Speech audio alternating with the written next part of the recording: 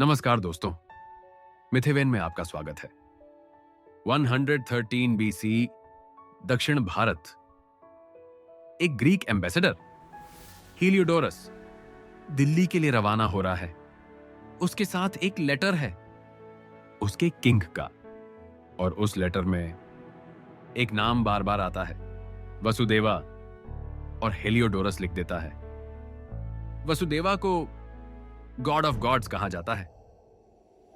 2000 साल पहले एक ग्रीक भारत में विष्णु को गॉड ऑफ गॉड्स कहते हुए, ये कैजुअल नहीं है, ये एक भूकंप है, क्योंकि ये प्रूफ है कि भारतीय फिलॉसफी सिर्फ भारत में नहीं थी, ये दुनिया को बदल रही थी। तो चलिए शुरू करते हैं। ये स्टोरी एक कॉपर पिलर से शुरू होती है, विदिशा में, मध्य प्रदेश, एरन विलेज। 2री शताब्दी ईसा पूर्व से 1ली शताब्दी ईसा पूर्व के बीच एक पिलर लगाया गया और उस पर एक इंस्क्रिप्शन है, वासुदेवा को समर्पित। लेकिन इंस्क्रिप्ट की भाषा क्या है? ग्रीक। ग्रीक लेटर्स में संस्कृत का नाम, ये फ्यूजन है, सांस्कृतिक मर्ज है, क्योंकि ये टाइम था जब अलेक्जेंडर के बाद ग्रीक किंगडम्स इंडिया में स्प्रेड हो गए थे।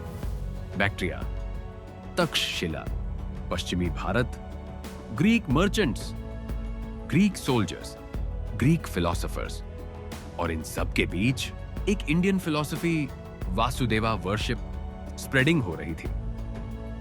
अब सवाल ये है, क्या वसुदेव विष्णु की ही एक फॉर्म है? हां, लेकिन किस तरह की फॉर्म, यही मिस्ट्री है। क्योंकि वेदों में विष्णु सिंपल है।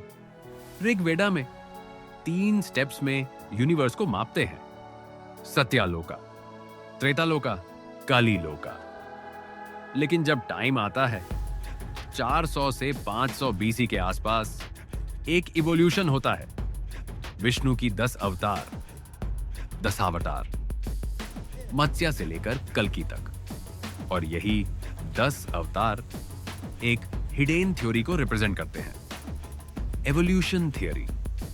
2000 साल पहले मत्स्य, एक्वाटिक लाइफ, ओशन से शुरुआत, Kurma, semi aquatic, amphibian, Varaha, land animal, boar, Narasimha, half man, half animal, transition, Vamana, dwarf man, childhood, Parashurama, angry warrior, aggression, Rama, perfect man, civilization, Krishna, diplomatic man, politics and strategy, Buddha, renouncer, detachment, Kalki, future warrior, apocalypse और rebirth।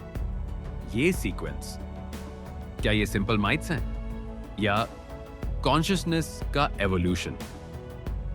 From matter to consciousness, matter से consciousness तक का journey. और यही theory 2000 साल बाद Darwin के साथ मैच करती है। Evolution, natural selection, adaptation. लेकिन डैश अवतार सिर्फ बायोलॉजिकल इवोल्यूशन नहीं है, ये कॉन्शियसनेस इवोल्यूशन है। तो जब हेलियोडोरस, एक ग्रीक फिलोसोफर, विष्णु को गॉड ऑफ गॉड्स कहता है, वो सिर्फ एक देवता की बात नहीं कर रहा, वो एक कॉस्मिक प्रिंसिपल की बात कर रहा है, जो मैटर से कॉन्शियसनेस तक इवॉल्व करता है। और यही प्रिंसिपल ग्रीस में भी वही है, प्लेटो का day Mirge, creator but dynamic, changing, evolving. और यही कनेक्शन 200 बीसी में इतना स्ट्रॉन्ग था कि ग्रीक और हिंदू फिलॉसफीज ब्लेंड हो रहे थे। अब एक और मिस्ट्रियस एलिमेंट, त्रिविक्रामा, विष्णु का एक फॉर्म, 3 स्टेप्स वाला। ये कौन है? वमन अवतार में विष्णु एक ड्वार्फ बने, असुरा किंग बाली से चैरिटी मांगते हैं। बाली कहता है मांग, और विष्णु कहते हैं 3 स्टेप्स। पहला स्टेप में आसमान, दूसरे में धरती, तीसरे में बाली, छोटे से ड्वार्फ के 3 स्टेप्स पूरे यूनिवर्स को कवर कर देते हैं। अब सवाल, क्या ये साइडिरियल एस्ट्रोनॉमी है? क्या ये सोलस्टिस की बात कर रहा है? क्या 3 स्टेप्स 3 सीजनल साइकिल्स का रिप्रेजेंट करते हैं? सम हिस्टोरियंस कहते हैं हाँ, त्रिविक्रामा इंस्क्रिप्शंस प्राचीन मंदिरों में एस्ट्रोनॉमिकल अलाइनमेंट्स दिखाते हैं। और सबसे इंटरेस्टिंग, ये एस्ट्रोनॉमिकल नॉलेज 2000 साल पहले से डॉक्यूमेंटेड है वेदंगा ज्योतिषा में। और यही नॉलेज ग्रीस में भी सेम फॉर्म में मिलती है। हिपार्कस का एस्ट्रोनॉमिकल वर्क समय लगभग समान है, 113 बीसी हीलियोडोरस। और उसी टाइम इंडिया में सूर्य सिद्धांत के अर्ली वर्जन्स। तो क्या ग्रीक्स और इंडियंस एक ही एस्ट्रोनॉमिकल नॉलेज शेयर कर रहे थे, या दोनों स्वतंत्र रूप से सेम कंक्लूजन्स पर पहुंचे? मिस्ट्री। लेकिन हेलियोडोरस की कॉपर पिलर ये प्रूफ है कि कम्युनिकेशन था, एक्सचेंज था, क्रॉस पॉलिनेशन था। अब एक और बहुत इंपॉर्टेंट एलिमेंट, मोहिनी एवटार। सबसे कंट्रोवर्शियल, मोहिनी एक वुमन फॉर्म है विष्णु का। और कॉन्टेक्स्ट क्या है? समुद्रा मंथन, देवताओं और असुरों ने मिलकर ओशन को चर्न किया और जो निकला अमृत, इमॉर्टैलिटी का नेक्टर। लेकिन बंटवारे में फाइट होने लगी तो विष्णु मोहिनी का रूप धारण करते हैं और ब्यूटी से असुरों को मेस्मराइज करते हैं और अमृत को देवताओं को दे देते हैं। अब सवाल, ये जेंडर फ्लूइड फॉर्म 2000 साल पहले हिंदू मिथक में क्यों है? ये एक एडवांस्ड कॉन्सेप्ट है, फ्लूइडिटी, नॉन बाइनरी आइडेंटिटी। और ये कॉन्सेप्ट आज की सोसाइटी में भी रेलिवेंट है। तो विष्णु की मिथोलॉजी सिर्फ प्राचीन नहीं, ये टाइमलेस है। और हेलियोडोरस जब विष्णु को गॉड ऑफ गॉड्स कहता है, शायद वो इसी गहराई को समझ रहा है। एक कॉस्मिक प्रिंसिपल जो फॉर्म चेंज कर सकता है, मैटर को कॉन्शियसनेस में कन्वर्ट कर सकता है और जेंडर को ट्रांसेंड कर सकता है। अब आता है सबसे मिस्टीरियस एलिमेंट, जगन्नाथ, ओडिशा। और उसके साथ एक ट्रेडिशन है, नवकलेवरा। हर 12 से 19 साल में जगन्नाथ की मूर्ति को रिप्लेस किया जाता है एक नई मूर्ति में। पुरानी को गाड़ दिया जाता है और नई बाहर आती है। तो सवाल, क्या ये रिबर्थ का सिंबल है? क्या ये कल्कि का प्रेपरेशन है? अगर कल्कि एक फ्यूचर अवतार है तो क्या जगन्नाथ साइक्लिकली डाइंग और रीबॉर्न हो रहा है? और हर रिबर्थ के साथ एक नई सभ्यता, एक नया ईरा शुरू हो रहा है। ये प्योर माइथोलॉजी है या फ्यूचर फेसिंग प्रोफेसी?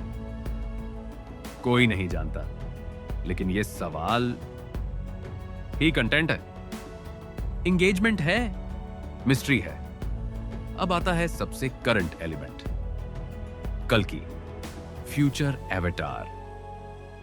डिस्क्रिप्शंस में एक वॉरियर, एक व्हाइट हॉर्स, हथियार बदलते हैं लेकिन पर्पोज सेम है, डिस्ट्रक्शन ऑफ इविल, प्यूरिफिकेशन और नई सिविलाइजेशन की शुरुआत।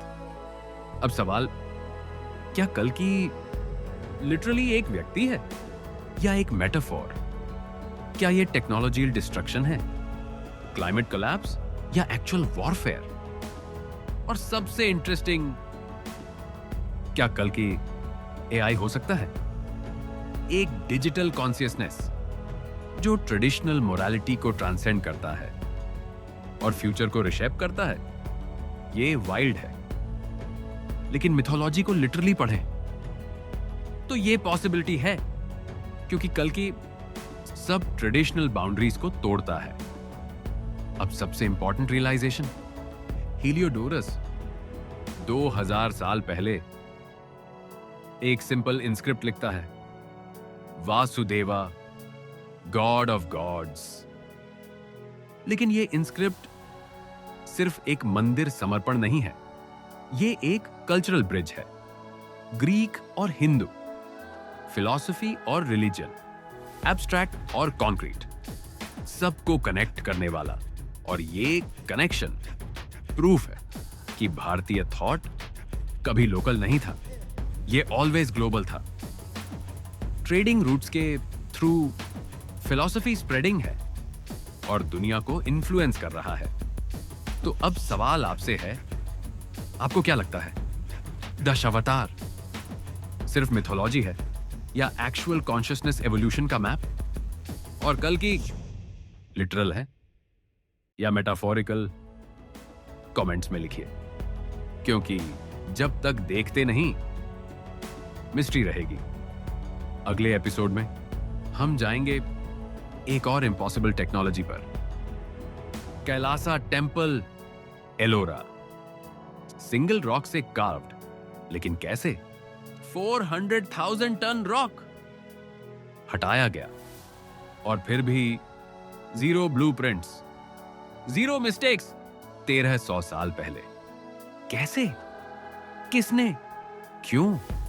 यह है मिथिवेन, जहां हम उन पीसेस को खोजते हैं जो मेन स्ट्रीम ने इग्नोर किए। क्योंकि हिस्ट्री सिर्फ डेट्स एंड नेम्स नहीं, हिस्ट्री अनसॉल्व्ड मिस्ट्रीज है, हिडन नॉलेज है। कमेंट्स में अपनी राय शेयर करिए। यह नॉलेज हमारी हेरिटेज है, सबकी है। सी यू इन द डार्क।